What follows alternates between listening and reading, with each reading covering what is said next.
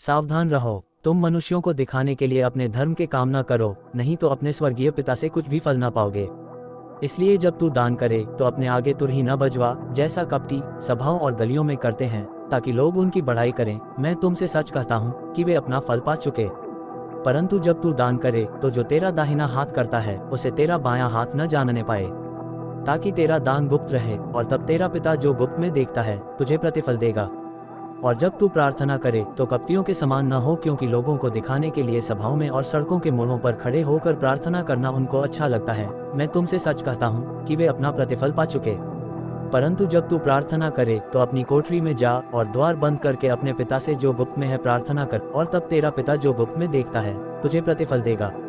प्रार्थना करते समय अन्य जातियों की नाई बकबक न करो, क्योंकि वे समझते हैं कि उनके बहुत बोलने से उनकी सुनी जाएगी। सो तुम उनकी नाई ना बनो, क्योंकि तुम्हारा पिता तुम्हारे मांगने से पहले ही जानता है कि तुम्हारी क्या क्या आवश्यकता है।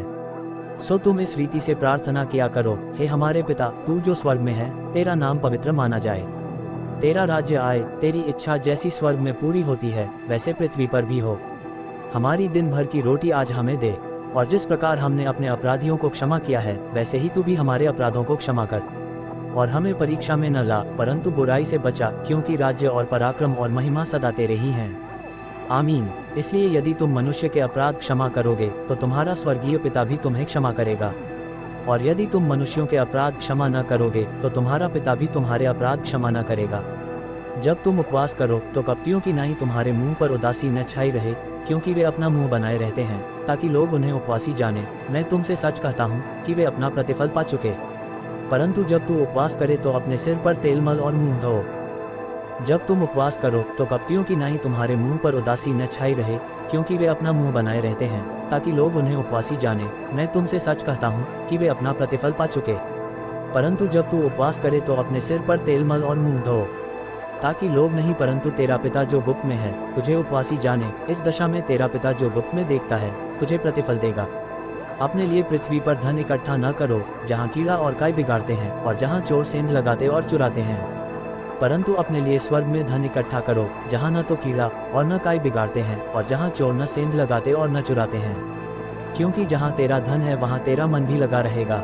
शरीर का दिया आँख है, इसलिए यदि तेरी आँख निर्मल हो तो तेरा सारा शरीर भी उजियाला होगा, परंतु यदि तेरी आँख बुरी हो तो तेरा सारा शरीर भी अंधियारा होगा। इस कारण वह उजियाला जो तुझ में है यदि अंधकार हो तो वह अंधकार कैसा बड़ा होगा। कोई मनुष्य दो स्वामियों की सेवा नहीं कर सकता, क्योंकि वह एक से बैर और दूसरे से प्रेम रखेगा, वह एक से मिला रहेगा और दूसरे को तुच्छ जानेगा। तुम परमेश्वर और धन दोनों की सेवा नहीं कर सकते। इसलिए मैं तुमसे कहता हूँ कि अपने प्राण के लिए ये चिंता न करना कि हम क्या खाएंगे और क्या पिएंगे, और न अपने शरीर के लिए कि क्या पहनेंगे। क्या प्राण भोजन से और शरीर वस्त्र से बढ़कर नहीं। आकाश के पक्षियों को देखो, वे न बोते हैं, न काटते हैं और न खत्तों में बटोरते हैं, तो भी तुम्हारा स्वर्गीय पिता उनको खिलाता है। क्या तुम उनसे अधिक मूल्य नहीं रखते? तुम में कौन है जो चिंता करके अपनी अवस्था में एक घड़ी भी बढ़ा सकता है? और वस्त्र के लिए क्यों चिंता करते हो? जंगली सोसनों पर ध्यान करो कि वे कैसे बढ़ते हैं, वे न तो परिश्रम करते हैं न काटते हैं। तो भी मैं तुमसे कहता हूँ कि सुलेमान भी अपने सारे विभव में उनमें से किसी के समान वस्त्र पहने हुए न था। इसलिए जब परमेश्वर मैदान की घास को, जो आज है और कल भाड़ में झोंकी जाएगी, ऐसा वस्त्र पहनाता है, तो हे अल्पविश्वासियों, तुमको वह क्यों कर न पहनाएगा। इसलिए तुम चिंता करके यह न कहना कि हम क्या खाएंगे या क्या पिएंगे या क्या पहनेंगे, क्योंकि अन्य जाति इन सब वस्तुओं की खोज में रहते हैं, और तुम्हारा स्वर्गीय पिता जानता है कि तुम्हें ये सब वस्तुएं चाहिए।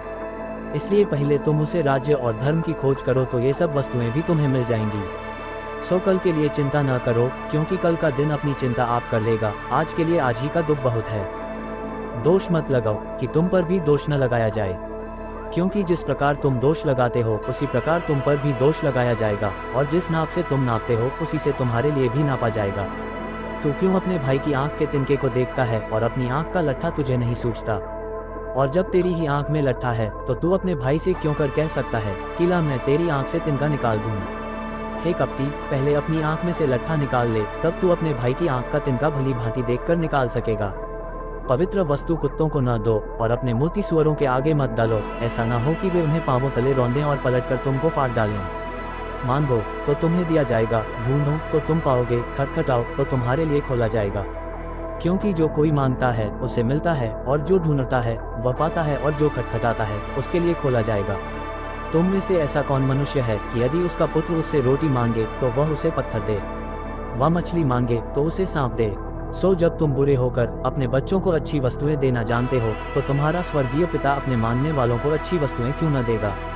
इस कारण जो कुछ तुम चाहते हो कि मनुष्य तुम्हारे साथ करें, तुम भी उनके साथ वैसा ही करो, क्योंकि व्यवस्था और भविष्यद्वक्तों की शिक्षा यही है। सकेत फाटक से प्रवेश करो, क्योंकि चौड़ा है वह फाटक और चाकल है वह मार्ग जो विनाश को पहुंचाता है, और बहुतेरे हैं जो उससे प्रवेश करते हैं। क्योंकि सकेत है वह फाटक और सकरा है वह मार्ग जो जीवन को पहुंचाता है, और थोड़े हैं जो उसे पाते हैं। झूठे भविष्यद्वक्ताओं से सावधान रहो, जो भेड़ों के भेष में तुम्हारे पास आते हैं, परंतु अंतर में फाड़ने वाले भेड़िए हैं। उनके फलों से तुम उन्हें पहचान लो, क्या झाड़ियों से अंगूर व उन कटारों से अंजीर तोड़ते हैं। इसी प्रकार हर एक अच्छा पेड़ अच्छा फल लाता है, और निकम्मा पेड़ बुरा फल लाता है। अच्छा पेड़ बुरा फल नहीं ला सकता, और न निकम्मा पेड़ अच्छा फल ला सकता है। जो पेड़ अच्छा फल नहीं लाता वह काटा और आग में डाला जाता है। सो उनके फलों से तुम उन्हें पहचान लोगे। जो मुझसे हे प्रभु कहता है, उनमें से हर एक स्वर्ग के राज्य में प्रवेश न करेगा, परंतु वही जो मेरे स्वर्गीय पिता की इच्छा पर चलता है। उस दिन बहुतेरे मुझसे कहेंगे, हे प्रभु, क्या हमने तेरे नाम से भविष्यवाणी नहीं की, और तेरे नाम से दुष्टात्माओं को नहीं निकाला, और तेरे नाम से बहुत अचंभे के काम नहीं किए? तब मैं उनसे खुलकर कह दूंगा कि मैंने तुमको कभी नहीं जाना। हे कुकर्म करने वालों, मेरे पास से चले जाओ। इसलिए जो कोई मेरी ये बातें सुनकर उन्हें मानता है, वह उस बुद्धिमान मनुष्य की नाई ठहरेगा जिसने अपना घर चट्टान पर बनाया।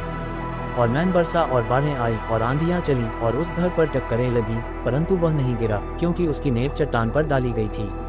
परंतु जो कोई मेरी ये बातें सुनता है और उन पर नहीं चलता, वह उस निर्बुद्धि मनुष्य की नाई ठहरेगा जिसने अपना घर बालू पर बनाया। और मैन बरसा और बाढ़ें आई और आंधियां चली और उस घर पर टक्करें लगी और वह गिरकर सत्यानाश हो गया।